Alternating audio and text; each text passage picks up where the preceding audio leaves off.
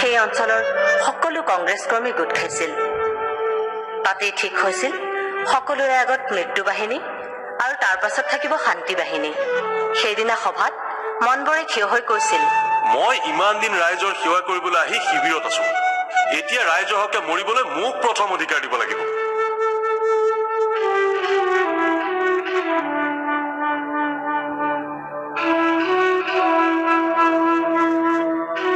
তেওঁৰ লগতে গোলক নেও, আমাৰ লগতে তেওঁলোকো আগবাঢ়ি গৈছিল ঢেকীয়াজুলিলৈ।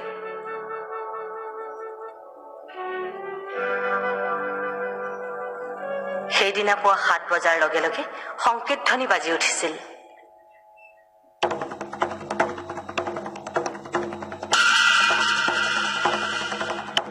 ব্ৰহ্মাজাল, ৰাঙলিয়াল, বালিজান আৰু মাগনিৰ পৰা কেইবাটাও সমদলে আহি আমাৰ সমদলত যোগদান কৰিছিল।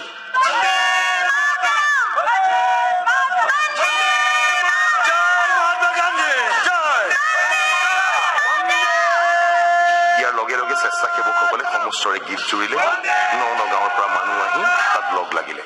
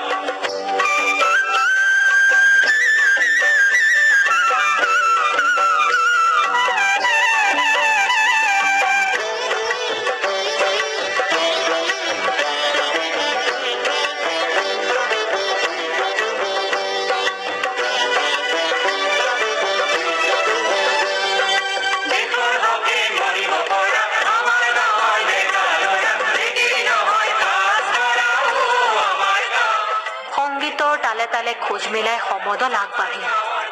গহপুৰ থানাৰ পৰা 1 কিলোমিটাৰ আগতে থকা পুৰুষবাৰী চাহ বাগিচাৰ ওচৰতে খন্তেক জিৰাই সমদল পুনৰ আগবাঢ়িল। কনকলতাৰ হাতত তিৰংগা নিচান।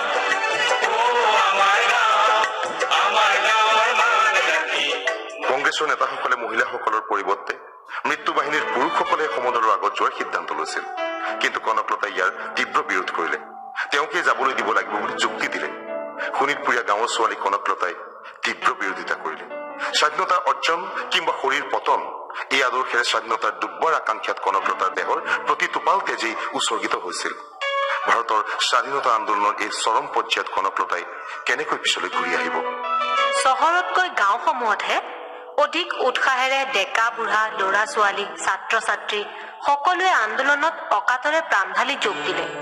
জ্যোতিয়ে তেতিয়াই কৈছিল, মৃত্যু বাহিনীৰ মহিলা স্বেচ্ছাসেৱকসকলে হাঁহি মুখেৰে আগবাঢ়ি গৈ সশস্ত্ৰ চিপাহীসকলৰ ৰাইফলবোৰত একোধাৰি ফুলৰ মালা দিব আৰু মৃত্যু বাহিনীৰ পুৰুষ স্বেচ্ছাসেৱকসকলে মৃত্যুবৰণ কৰিবলৈ বুকু পাতি থিয় দিব লাগিব। কিন্তু গহপুৰত কনকলতাই তাৰ বিপৰীতে সকলোৰে আগত স্থান ললে।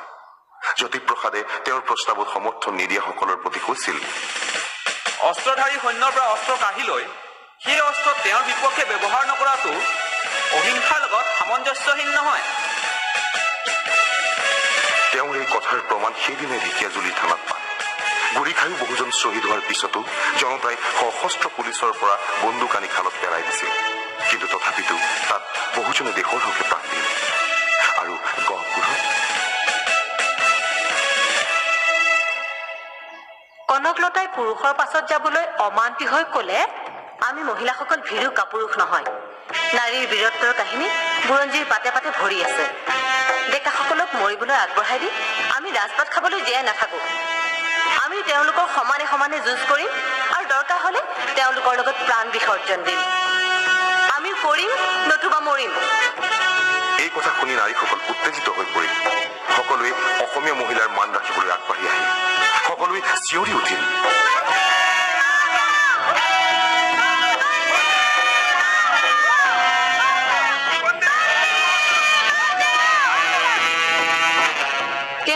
কৰিম কিম্বা মৰিম বুলি কৰা দৃঢ়তা দেখি সকলো আচৰিত হ'ল।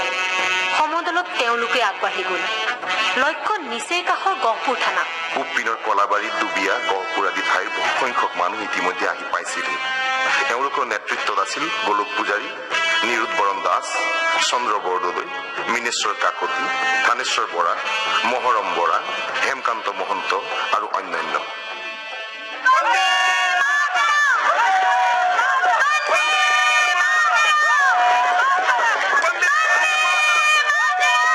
দূৰৈত গহপুৰ থানাৰ লোহাৰ গেটখন দেখিলো। দাৰোগা ৰেৱতী মোহন সমদল দেখি আদেশ দিলে, গেট বন্ধ কৰি দিয়া।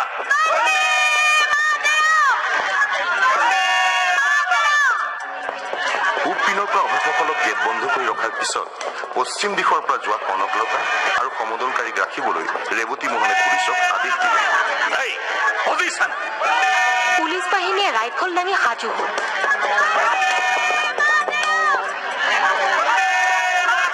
হাতত ত্ৰিৰংগা লৈ কনকলতা সন্মুখত থিয় হৈ ৰ'ল। থানাৰ দাৰোগা ৰেৱতী মোহন আগবাঢ়ি আহিল। কি লাগে ইয়াত? কনকলতাই সহজভাৱে উত্তৰ দিলে। নিখিল ভাৰত কংগ্ৰেছ কমিটিৰ প্ৰস্তাৱ, ব্ৰিটিছে ভাৰত এৰি গুচি যাব লাগে। সেই প্ৰস্তাৱ মতে আমি ভাৰতৰ স্বাধীনতাৰ এই প্ৰতীক ত্ৰিৰংগা পতাকা থানাত উত্তোলন কৰিবলৈ আহিছো। দাৰোগাই হুংকাৰ দিলে। আমি হুকুম পোৱা নাই। তোমালোক থানাত সোমাবলৈ চেষ্টা নকৰিবা, গুলী চলোৱা হ'ব। আমাক বাদ এৰি দিয়ক। আমি এটা পবিত্ৰ কৰ্তব্য পালন কৰিবলৈ শপত লৈ আহিছো। আমি নিৰস্ত্ৰ আৰু শান্তিপ্ৰিয় মানুহ। ভাৰতৰ স্বাধীনতাৰ বাবে আপোনালোক আমাৰ লগ হোৱাটো প্ৰয়োজন। আপোনালোকে সাম্ৰাজ্যবাদৰ গোলামী কৰিছে, কিন্তু আপোনালোকো ভাৰতীয়। যদি চাকৰিৰ বাবে আমাৰ লগ দিব নোৱাৰে, তেন্তে আমাৰ এজনক থানাত সোমাই পতাকা উত্তোলন কৰিবলৈ দিয়ক। থানাত পতাকা উৰুৱাই আমি আকৌ উলটি আহিম। আমাৰ সমদলৰ আন কোনো মানুহ থানাত নোসোমায়। কিন্তু এইবোৰ কথাৰ প্ৰভাৱ ৰেৱতী মোহনৰ গাত নপৰিল। তেওঁ হুংকাৰ দি উঠিল। তথাপি সমদলৰ মানুহে ক'লে, আপোনালোক আমাৰেই ভাই ককাই। আমাৰ ভাৰত মাতালৈ চাওক, দেশখনক মুক্তি কৰিবলৈ আমাক সহায় কৰক। ভাৰত স্বাধীন হলে আপোনালোকো এই স্বাধীন ভাৰতৰ নাগৰিক নহবনে? এইবোৰ কথাৰে মোক ভুলাব নালাগে। দাৰোগা গৰজি উঠিল। সকলো আৰক্ষী সষ্টম হৈ বন্দুক টোঁৱাই অন্তিম মুহূৰ্তৰ বাবে অপেক্ষা কৰিলে। কনকলতাই এজন আৰক্ষীৰ বন্দুকৰ নলীত ধৰি ক'লে, এই বন্দুক বেয়নেটেৰে তোমালোকে আমাৰ দেহাবোৰ থকা সৰকা কৰিব পাৰা, কিন্তু মাতৃভূমিক ভাল পোৱা, মাতৃভূমিৰ স্বাধীনতাক আমি মনটোক থকা সৰকা কৰিব নোৱাৰা। আমাৰ প্ৰতিটোপা তেজৰ পৰা শত শত স্বদেশ প্ৰতি অক্লান্ত দেশ প্ৰেমিকৰ জন্ম হবই, আৰু এদিন স্বদেশ স্বজাতি স্বাধীন হবই। কনকলতাৰ কথা শুনি দাৰোগা আৰু অস্থিৰ হ'ল। ইফালে সমদলটোৰ পাছফালৰ পৰা আগবাঢ়ি অহাৰ প্ৰৱণতা বাঢ়ি আহিল। কনকলতা এখোজ আগবাঢ়ি গ'ল। লগে লগেই কোনোবাই চিঞৰি উঠিল, লগে লগে পুলিচৰ বন্দুক গৰজি উঠিল। তৎসত্বেও সমদল নাথাকিল।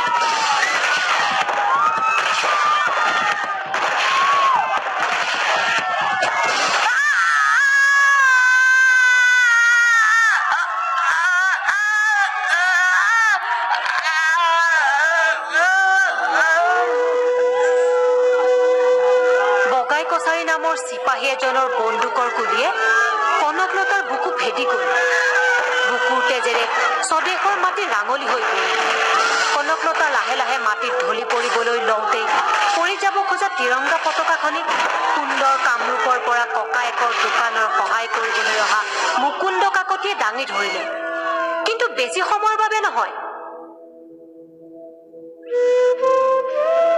পুলিচৰ গুলীয়ে মুকুন্দ কাকতিৰ বুকু ভেদি গ'ল। একেটা গুলীৰে আঘাতপ্ৰাপ্ত হ'ল হেমকান্ত বৰুৱা। পুলিচৰ গুলী চলি থাকিল।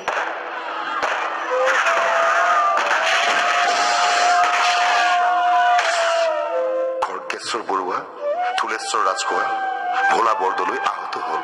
কনকলতা, মুকুন্দ কাকতি শ্বহীদ হ'ল। কিন্তু তেওঁলোকৰ উদ্দেশ্য বিফল নহ'ল। কলাবাৰীৰ সাহসী ডেকা ৰামপতি ৰাজখোৱাই অতি সাহসেৰে গহপুৰ থানাৰ পিছপিনেদি থানাৰ ওপৰত উঠি হাতত থকা স্বাধীনতাৰ ত্ৰিৰংগা উৰুৱাই দিলে।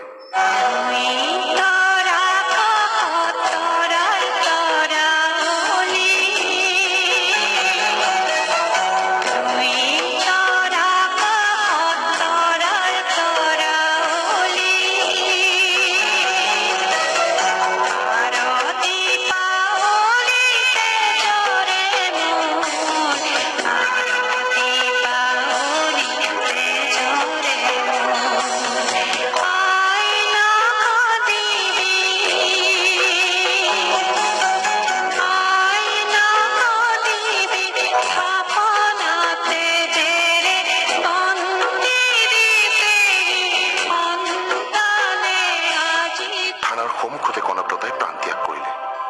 মুকুন্দ কাকতি আৰু আহতসকলক গহপুৰ চাহ বাগিচাৰ হস্পিতাললৈ স্বেচ্ছাসেৱকসকলে দাঙি লৈ আহিল।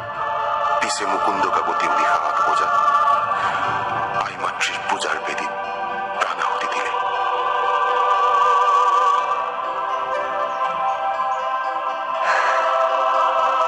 ককাদেউতাই মোৰ মৃতদেহটোলৈ চাই কান্দিছিল। মোৰ সকলো আত্মীয় ম্ৰিয়মান হৈছিল। এসময়ত মোৰ নশ্বৰ দেহা মাটিত বিলীন হৈ গৈছিল, চিতাৰ জুইত বিলীন হৈ গৈছিল। আজিও পথিকে মোৰ সমাধিস্থলীলৈ চাই যায়। মোৰ হাতত এতিয়াও আছে তিৰংগা পতাকা। এতিয়াও মই কোটি কোটি ভাৰতীয়ৰ আত্মাত জীয়াই আছো স্বাধীনতাৰ উষ্মালৈ। মই যে থকাৰে কথা, কাৰণ মই যে বিপ্লৱৰ সন্তান।